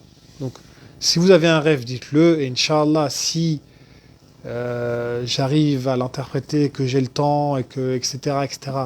Normalement, je le fais pas, mais dans des cas exceptionnels, etc., peut-être, Inch'Allah, que je le ferai. Mais ne me dites pas, il m'est arrivé ci et ça, et après je vous dis, d'accord, c'était un rêve, en réalité, vous me dites, non, c'était un rêve. Pour que je vous l'interprète. Non, c'est pas comme ça. Faites preuve un peu d'un minimum d'honnêteté, Inch'Allah. Non, mais dans la vraie vie, dans la réalité, voir des gros lézards au Maghreb. Oui, bah, je vous ai dit, c'est des lézards, peut-être. Pas besoin de voir des djinns partout. Manina Sadel, salam alaikum, wa alaikum salam. Serons-nous jugés sur ce qui est fait alors que nous sommes atteints du mal occulte? Prière manquée, par exemple. Non, la prière, j'ai déjà expliqué. La prière, même quand on est atteint du mal occulte, on peut faire la prière. Même si on la fait avec difficulté, on peut la faire. Parce que Allah n'enlève pas la prière sans serviteur, même en temps d'épreuve. Et le verset qui le prouve, c'est Ya ayyuhalladhina amanu ista'inu bis sabri was salah. Vous qui avez l'iman, dans Surat al-Baqarah, vous qui avez l'iman, cherchez secours dans l'endurance et la prière. Il y a la prière, le verset il dit qu'il y a la prière, c'est pas là pour rien, d'accord? Donc, Nina Sadel, en plus je vous connais, ne, ne baissez pas les bras, ne vous laissez pas aller, d'accord? La prière, ça se rate pas, mal occulte, pas mal occulte. Maintenant, si dans des cas extrêmes, où la personne, elle tombe inconsciente, elle tombe dans le coma, ou elle a perdu la raison. Dans ce cas-là, la plume, elle est levée. Elle rentre dans le cas où la plume, elle est levée, comme le fou, celui qui dort, l'enfant qui n'est pas pubère, etc. Mais ça, c'est des cas exceptionnels, extrêmes. La base, c'est que non. Et vous ne faites pas partie de ces extrêmes-là, je vous connais. Donc, même si on est touché d'un mal occulte, on est jugé selon nos paroles et nos actes, en fonction, bien sûr, du degré du toucher. Si maintenant on fait des choses qui ne sont pas de notre ressort, bien évidemment, Allah, il ne va pas nous juger. Mais ça, c'est des choses qui sont beaucoup trop infimes et trop indénombrables pour qu'on puisse dire à tel moment, etc. Ça, c'est des choses, c'est entre vous et Allah. Mais après, Allah, il n'est pas injuste envers ses serviteurs. Et vous ne pouvez pas jouer avec Allah. Donc, vous savez quand vous êtes responsable ou quand vous n'êtes pas responsable. Et celui qui fait فَمَنْ يَعْمَلْ مِثْقَالَ ذَرَّةٍ خَيْرًا يَرَهُ وَمَنْ يَعْمَلْ مِثْقَالَ ذَرَّةٍ شَرًّا يَرَهُ. Celui qui fait, comme ils ont traduit en français, celui qui fait un atome de bien, il le verra, et celui qui fait un atome de mal, il le verra. Wallahu a'lam. Un djinn, ça ressemble à quoi? Bah, on ne sait pas, puisqu'on ne peut pas les voir sous leur vraie forme. Après, ce qu'on sait, c'est qu'au niveau de la substance, ils ont été créés d'un feu sans fumée ou d'une flamme, du haut de la flamme, etc. En suivant les versets du Coranique qui décrivent par quoi les djinns ont été créés. Donc certains ils vont dire que c'est comme du vent, comme un air ou comme une flamme, etc. Et donc ils n'ont pas de corps solide comme l'être humain ou un corps liquide. Voilà, c'est plutôt un corps gazeux, si on peut dire ça comme ça, pour reprendre les trois états de la matière: solide, liquide et gazeux. Mais encore une fois, voilà, ça reste un ijtihad en fonction des versets, mais on ne peut pas voir avec exactitude à quoi ressemble un djinn, puisqu'on ne peut pas les voir sous leur vraie forme, vu qu'Allah il nous a dit qu'on ne pouvait pas les voir. Et puis nous, en tant qu'être humain, comme je dis tout à l'heure, notre spectre visuel, il est limité. Entre les infrarouges, les ultraviolets, etc., on a un spectre lumineux qui est limité. il est entre temps et temps. Je ne sais plus exactement, je ne me rappelle plus des nombres. Mais si on a un spectre plus élargi au niveau, soit d'un côté des infrarouges, soit de l'autre côté des ultraviolets, on pourrait voir d'autres choses. C'est pour ça qu'il y a des animaux qui voient des choses que nous on voit pas, qui voient même des couleurs que nous on voit pas, comme l'espèce de crustacé là qu'ils ont trouvé au fond de la mer là qui a 16 parce qu'on a dans l'œil aussi au niveau de l'organe de l'œil la cornée, la lentille, etc., etc., etc., etc. Il y a des animaux qui n'ont pas la même structure au niveau des yeux. Donc ça, même scientifiquement, c'est prouvé qu'ils peuvent voir des choses que nous, on ne voit pas. Et ce fameux animal-là, d'ailleurs, un autre, une autre chose extraordinaire, c'est que son, on va appeler ça son bras ou sa nageoire, ou je sais pas comment on pourrait appeler ça comme ça, parce que c'est pas un poisson, c'est une sorte de, je sais pas, ça ressemble à un homard, j'ai oublié comment il s'appelle. Bref, son bras là, ou sa tentacule, ou je sais pas comment on pourrait appeler ça, elle est tellement puissante. En fait, s'il vous met un coup, il vous casse le bras, déjà. Et c'est tellement puissant et tellement rapide, alors je crois que c'est 200 km/h ou je sais plus quoi, que ça fait des étincelles dans l'eau. Des étincelles dans l'eau. Pour vous montrer à quel point c'est puissant. Donc, non, subhanallah, Allah il crée ce qu'il veut, d'accord. Allah il l'a dit dans le Coran, de toute façon il crée ce qu'il veut, il fait ce qu'il veut, donc il y a des êtres, des créatures qui ont des capacités que nous on n'a pas. Wallahu alam. Ensuite.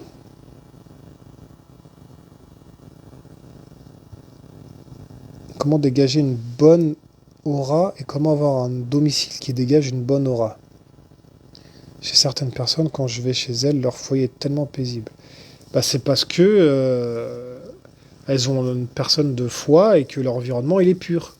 C'est pour ça que je dis souvent, purifiez votre environnement avec le Coran, avec la foi, parce que vos athars à vous, ils vont aussi avoir un impact sur l'extérieur, sur les gens, sur chez vous.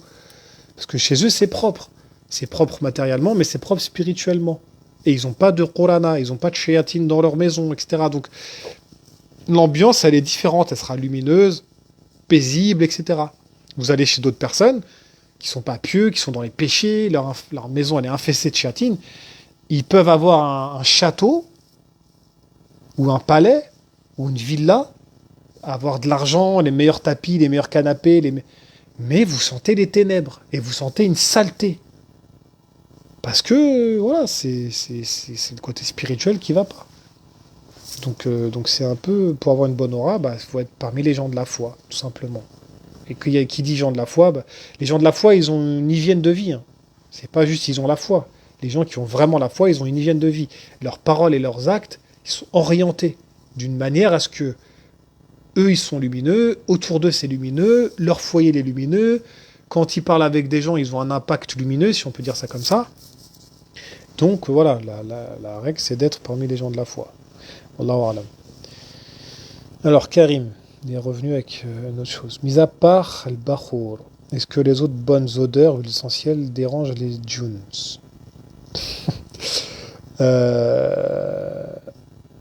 Toute bonne odeur, ça va déranger, alors pas, on va pas dire les djinns, mais en tout cas les shéatines. Parce qu'il y a des djinns, ils sont musulmans, ils aiment les bonnes odeurs, d'accord? Donc toute bonne odeur dérange les shéatines, que ce soit en encens, en huiles essentielles, en n'importe quoi. Et toute mauvaise odeur, que ce soit de l'encens, des huiles, ou la transpiration, ou les excréments, ou ce que vous voulez, et bah, ça va attirer les shéatines, tout simplement. Allahu a'lam. Peut-on avoir des problèmes de fertilité avec un ayn et hasad? Oui, on peut. Non seulement fertilité, mais même, comme je dis, la mort. Donc si le ayn et le hasad ils peuvent causer la mort, et ben, par analogie, tout ce qui est moins que la mort, ça peut le causer aussi.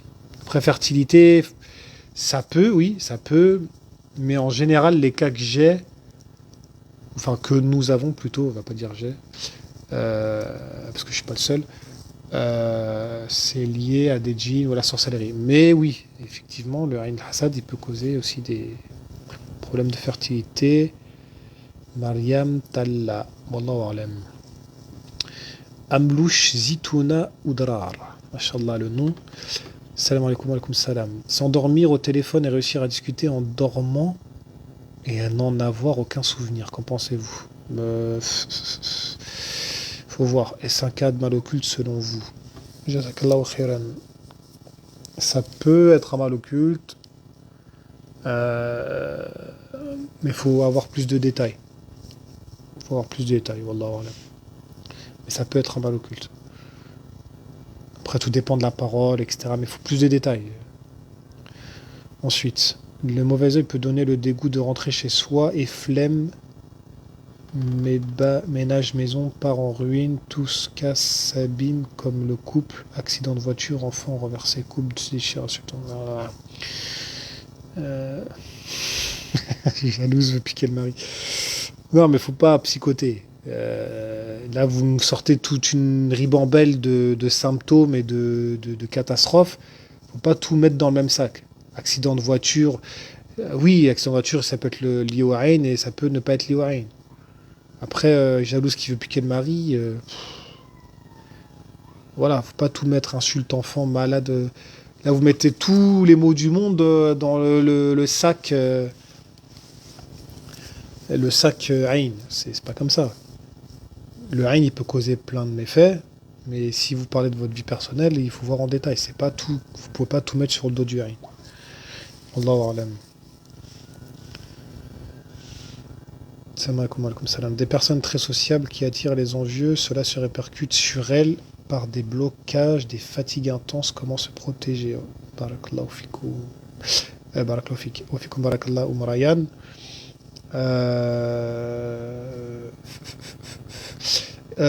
Le but, c'est pas d'être très sociable. Le but, c'est de...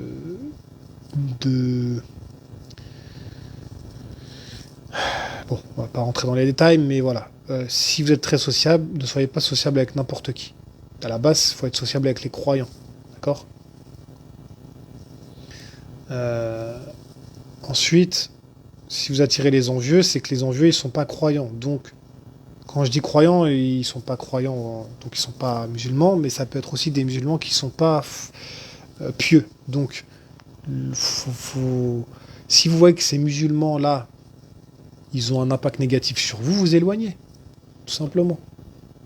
Donc si vous voyez que vous êtes fatigué, vous avez des blocages, et même ça peut même se transformer en maladie organique ou plus que ça, vous vous éloignez tout simplement. C'est la manière de se protéger. Alors évidemment, on fait ses obligations, on s'écarte des péchés, on essaye aussi de faire ses invocations de protection et tout, mais on ne reste pas avec les personnes nocives.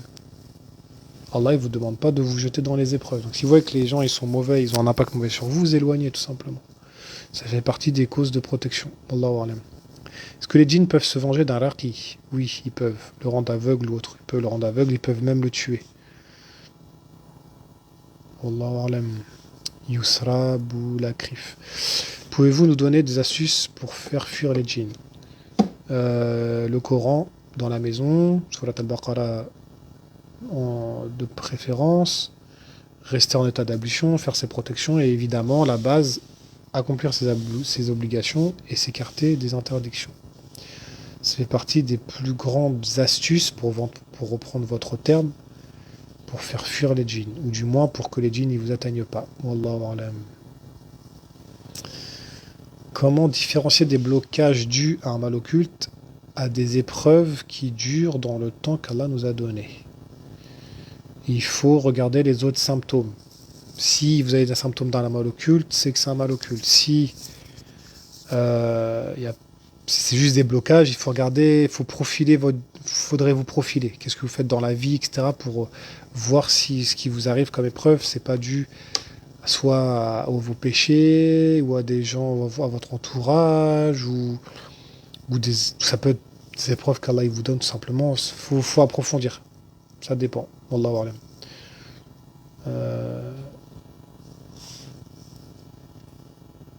Quelle heure? Ouais, là, je vais pas tarder.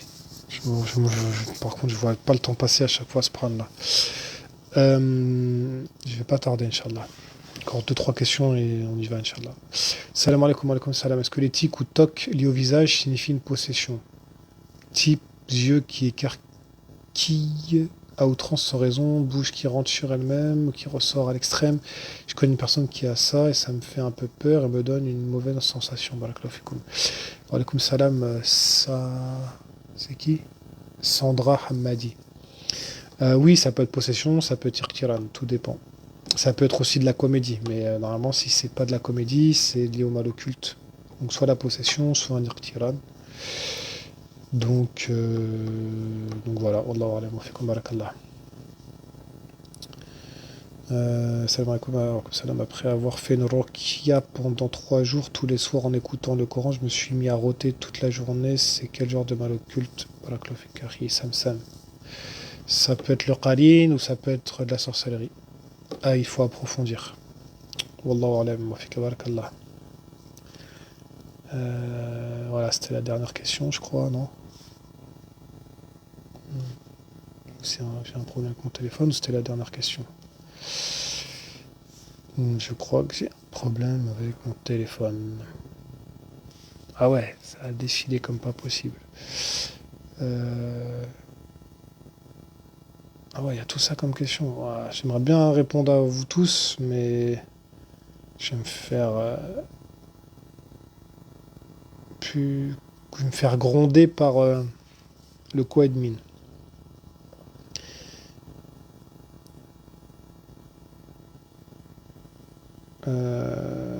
Rêver de revivre avec sa femme dont tu es divorcé.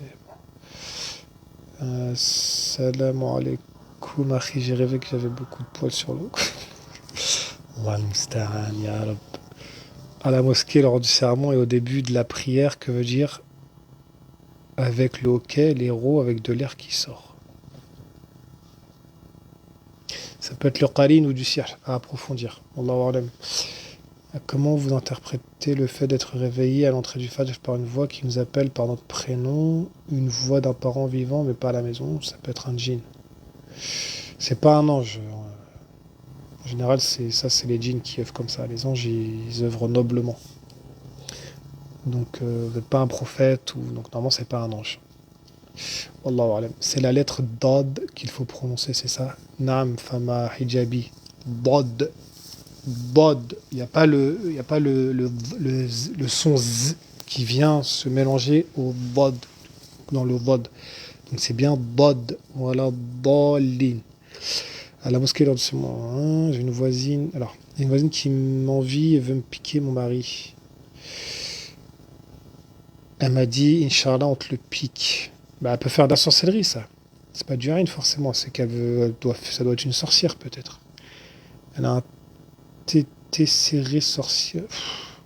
Faites un effort, s'il vous plaît, dans l'écriture. Ou venez en privé pour les problèmes personnels en profondeur. Peut-on s'empêcher de faire des rencontres en vue du mariage, bien sûr, à cause de notre état? Oui, c'est possible. Mais il faut avoir confiance en soi, il faut se traiter. Et doit-on le dire à la personne par suite si on souhaite poursuivre avec elle? Oui, mais après, il ne faut pas cacher qu'on a un mal occulte parce que ça peut avoir un impact sur le couple. Donc pour moi, je considère que le fait de cacher un mal occulte, c'est un vice caché dans le mariage et je suis pas d'avis. J'agrée pas ça. Donc, si vous êtes atteint d'un mal occulte, il faut le dire à la personne parce que ça peut être une cause de divorce. Lorsqu'Allah Azzawajal nous fait sortir d'une épreuve et que des choses de la dunya nous font revenir dans la douleur de cette épreuve, comment faire pour s'en sortir? C'est que la foi, elle n'est pas forte alors. Si vous retombez dans l'épreuve de par la tristesse, c'est qu'il y a un manque de iman. Il faut augmenter sa foi. Il ne faut pas rester bloqué sur le passé. Ce qui est passé, c'est passé. Alhamdoulilah, vous allez de l'avant. Sinon, vous n'allez pas vous en sortir. Et Shaitan, il va jouer avec vous sans cesse. Allahu alam. Comment renvoyer le mal de l'envieux sur lui? Par les invocations de protection. Comme Ibn Qayyim, c'est comme s'il tirait des flèches et vous avez un bouclier. Donc soit ça vous atteint pas, et si vous avez un bouclier miroir, c'est encore mieux. Ça lui renvoie ses flèches.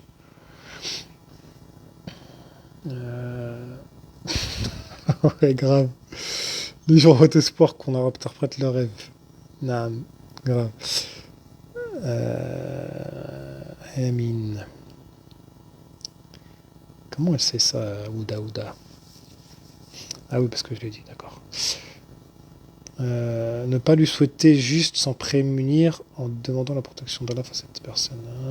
Alors, se défaire de l'envie sans être jaloux, si tu préfères, c'est difficile d'expliquer, avoir l'impression d'être jaloux en fait. Salam. Salam. Se défaire de l'envie sans être jaloux. Ah, l'envie dans le sens de jalousie, d'accord, le hassad en fait, d'accord.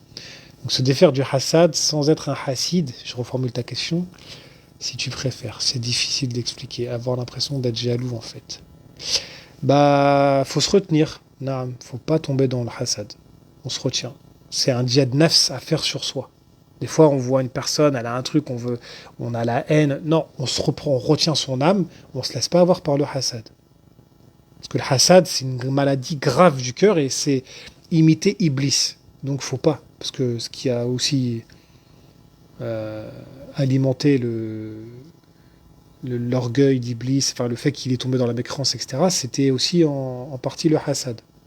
Donc faut s'écarter de tous ces péchés du cœur. On fait un djihad naf sur soi, on demande à Allah qui nous protège contre ça, et on essaie d'augmenter sa foi, et quand on augmente sa foi, bah, par conséquence, on a des maladies du cœur qui s'amenuisent et voire qui disparaissent totalement. Donc là, j'espère que j'ai répondu à ta question, Akhi Karim. Le djinn peuvent-ils, pour nous séparer du couple, nous faire des choses qu'on finisse en prison, du coup, séparation garantie. Déby Nasri, je crois, vous avez. À vous entendre, chez vous, c'est Ghostbuster. Donc venez en privé si vous avez des problèmes, parce que je peux pas vous régler vos problèmes familiaux, occultes et tout en live, c'est pas fait pour ça. Salam alaikum, alaikum salam. Je me lève depuis 20 jours et j'ai eu une triple fracture. J'ai un plâtre du coup, je ne peux pas mettre d'eau coranisée dessus ou au risque d'avoir une infection. Comment faire? Bah c'est pas grave, vous mettez pas d'eau coranisée dessus, tout simplement. Ensuite, le père du souffle a perdu la vue par chagrin. Oui, apparemment oui, par chagrin. Là. Euh... Laura Bell, en retard. Salam alaikum, alaikum salam. Qu'est-ce qui peut mettre des barrières à nos invocations et ça malgré notre sincérité? Les péchés. Ça peut être les péchés ou tout simplement parce qu'Allah il en a décidé autrement. D'accord? وَمَا هُمْ بِضَارِّينَ بِهِ مِنْ أَحَدٍ إِلَّا بِإِذْنِ اللَّهِ. Et ils ne peuvent faire de mal à personne si ce n'est par la permission d'Allah. Donc Allah, s'il permet les choses qu'elles vous arrivent, que vous ayez fait des invocations ou pas, bah ça peut vous toucher. Donc ça, après, on rentre dans les épreuves, le destin, etc. Mais en règle générale, les péchés, c'est un obstacle à beaucoup de choses. Je le dis souvent et je le répéterai jamais assez, je pense. Wallahu a'lam. Excusez-moi, c'est quoi d'être réellement patient dans la religion? Quand on peut dire qu'une personne va réellement être patiente, était patiente. Peut-on être chagriné et patient en même temps? Oui, on peut être chagriné et patient en même temps. La preuve, c'est ce qu'on parle depuis tout à l'heure, Yaqub alayhi salam. Il était chagriné, mais il était patient. D'une belle patience même, donc, si on reprend le terme coranique. Donc oui, patience, c'est comme j'avais dit dans le live précédent, trois sortes de patience. La patience sur les obligations, la patience sur les interdictions et la patience sur les épreuves qu'Allah nous met. Donc si on est patient dans ces trois choses-là, ben, on peut dire qu'on fait partie des patients. Wallahu a'lam. Le meilleur plan d'Allah, et ça, à cause des voix. Des biens Nasri, je vais arrêter de vous lire, je suis désolé, mais s'il vous plaît, venez en privé si vous avez des problèmes personnels. Yaqub salam n'a pas pour autant dit ce qui aurait pu. Un jour, oui, là, je pense que j'arrive à la fin.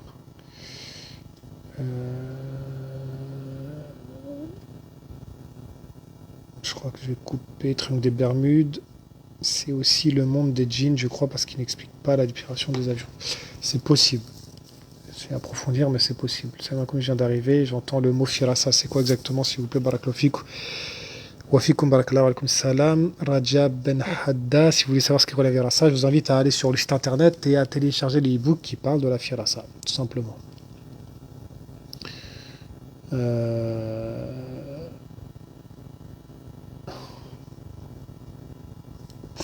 Les gens, ils ne lâchent pas l'affaire avec les rêves.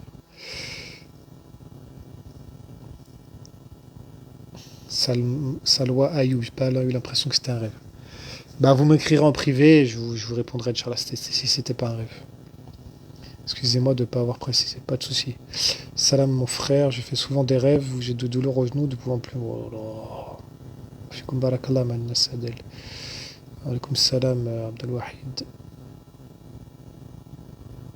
Donc, je crois que c'est bon, j'ai répondu à toutes les questions. Mon frère, je voudrais savoir les rouhaniens et les Koudams sont quel type de djinn, frère? J'ai jamais entendu ça de ma vie. Donc je pourrais pas te répondre. Euh, Nous on a les djinns. Nous on reprend les termes du Coran et de la Sunna. Je connais pas de terme qui dit rouhanien ou koudam dans le Coran, dans la Sunna, donc je peux pas répondre. Si on parle des djinns afrit ou ce genre de choses, ou les shiatines ou les djinns plongeurs et tout, là on peut parler. Mais si vous me donnez des termes qui sont pas cités dans la révélation, je préfère ne pas parler. Salam, désolé, des fois je rigole, mais c'est pas pour me moquer sur certains commentaires comme les lézards au bled. Au bled, il y a même des vaches, des chiens, des troupeaux d'agneaux. Là, il dit Karim. J'ai vu une boule de lumière flotter derrière ma fenêtre plusieurs fois dans 2 pays différents dans le même mois. Qu'est-ce que ça peut être? Ça peut être des djinns. Quand on sait de source sûre qu'une personne nous fait et refait le cirque, quelle est la meilleure façon de réagir? Est-ce qu'il faut l'afficher pour qu'elle s'arrête? Il faut surtout s'éloigner d'elle. Après, si vous voulez l'afficher, ouais, pourquoi pas. Tout dépend de la relation que vous avez avec cette personne, dans quel pays vous êtes et tout.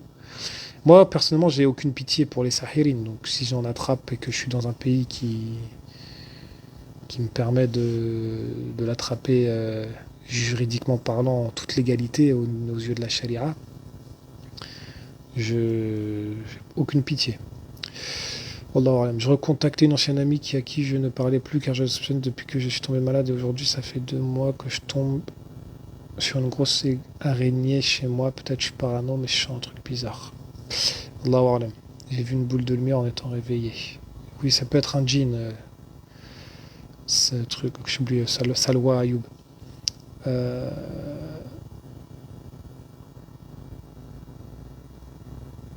Bon, je vais arrêter, Inch'Allah. Oui, vous pouvez, Amel Hannashi, moi je suis coadmin 1, donc vous pouvez préciser coadmin 1 si vous voulez parler avec moi. Si vous parlez avec coadmin 2, vous précisez coadmin 2. Si vous voulez parler à l'administrateur principal, vous dites administrateur principal. Comment appelez-vous des gens qui volent, entendent et qui sentent des personnes?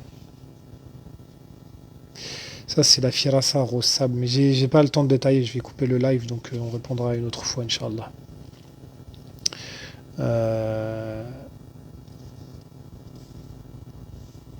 Alors, dernière question, Aïssa Guissé. Salam alaikum, alaikum salam. Comment expliquer que dès qu'on rentre chez soi, on n'est pas bien? Ce malgré les invocations de sortie et d'entrée. C'est qu'il y a un problème dans la foi, c'est qu'il y a peut-être une sorcellerie dans la maison, ou c'est peut-être qu'il y a des gens dans votre maison qui vont pas et qui font eux-mêmes pas les invocations, donc il faut purifier tout ça. Il faut voir les détails, wallahu alam. Donc je vais couper le live, Inch'Allah. Bon, dernière question, Abdelwahid, parce que est-ce qu'il est possible que des personnes pieuses aient des yeux puissants du Aïn? Oui, il y a des personnes pieuses qui peuvent avoir du Aïn. Dans le hadith, c'était un sahabi qui a fait du Aïn à un autre sahabi. Donc en règle générale, les sahabas, ils sont pieux, même s'ils ont des degrés de piété différents, mais en règle générale, ils sont pieux. Donc ils peuvent mettre du Aïn à l'autre, même sans faire exprès. Naam. Wallahu a'lam. Subhanakallahumma wa bihamdik. Ashhadu an la ilaha illa ant. Astaghfiruka wa atubu ilayk. Désolé pour la longueur du live. Désolé, co-admin, je sais que ça peut vous déranger parfois. Et merci à tous pour votre présence. À très bientôt, Inch'Allah. Walhamdulillahi Rabbil Alamin. Wassalamu alaikum wa rahmatullahi wa barakatuh.